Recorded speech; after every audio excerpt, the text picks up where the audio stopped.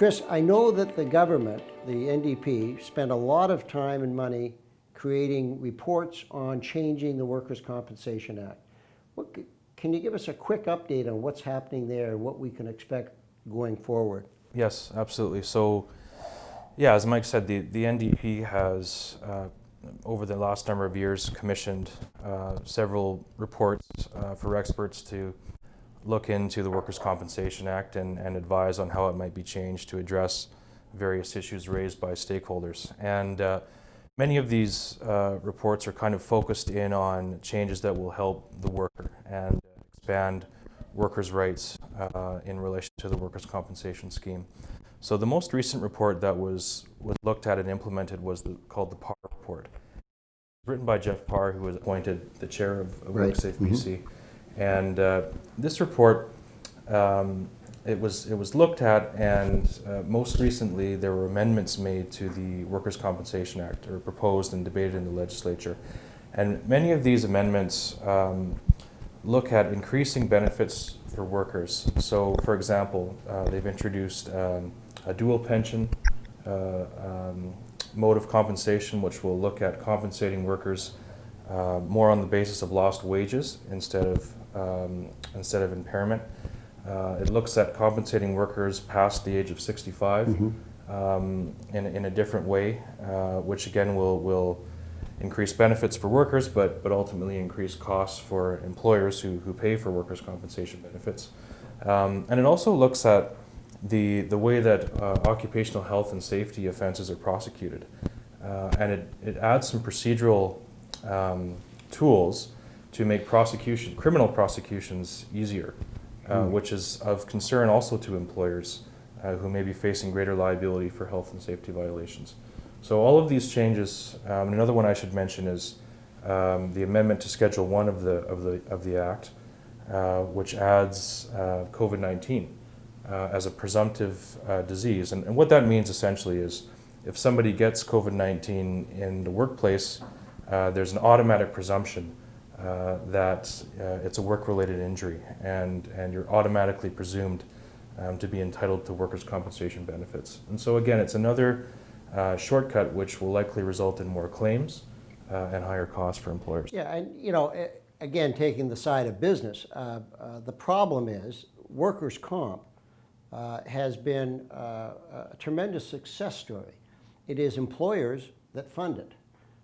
And the trade-off in 1920s was that employees can't sue for torts and that, but the trade-off was they had a no-fault benefit system, and it's worked wonderfully, and the Workers' Compensation Board has done a great job of managing their money. The problem with these type of changes, coming out of times when employers are going to be looking at all their expenses, is that it may sound good, but it's going to create a lot of expense and liability to employers, and areas of uncertainty that are going to make it more difficult for employers to operate. So there's a real sense that these changes should be looked at much more realistically. But we at our firm have, one of the reasons I came to Kane Shannon Weiler was Chris has tremendous background in WorkSafe. And I can see this being an area of growth for lawyers, which is good for lawyers, bad for employers.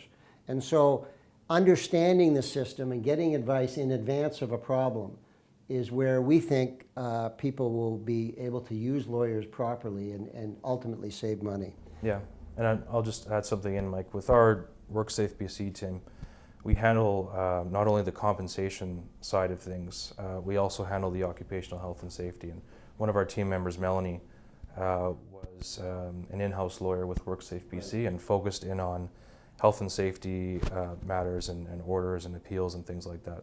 So we've got a very kind of broad range of experience with our team, and we also do judicial reviews. So there's an administrative law appeal that we can do if WorkSafe's final court, called WCAT, makes a decision that you're not satisfied with. We can take that to the BC Supreme Court on a judicial review. Right. And again, these decisions can be very different. If you're trying to bid on a job and you've got a bad WorkSafe record, even though it's unfair, that may impact your ability to get certain work. So that there's employers have sort of immediate, the cost aspect of it, but they also have these indirect costs, which are a clean WorkSafe record is better than one with that. I'm going to end up with this. What Chris and I have committed to do is reach out to our clients and provide them with as much information as they can. Absorb and deal. So we found that the one thing out of COVID, instead of having in-person seminars, we're doing more and more webinars. Because we think if employers, and especially the HR managers or the CEOs or whatever, can understand the landscape of a general area without drilling down, they may start to see how they can organize their affairs better to avoid the problem. The thing is, if you go to webinars, you may find a way to avoid phoning us when you've got a real problem. And so we're going to continue to do that because we think coming out of COVID, there will be a lot of activities. So check us out. We'll be putting that on our website and letting you know what's available. Any questions, you give us a call. We'd be pleased to chat with you.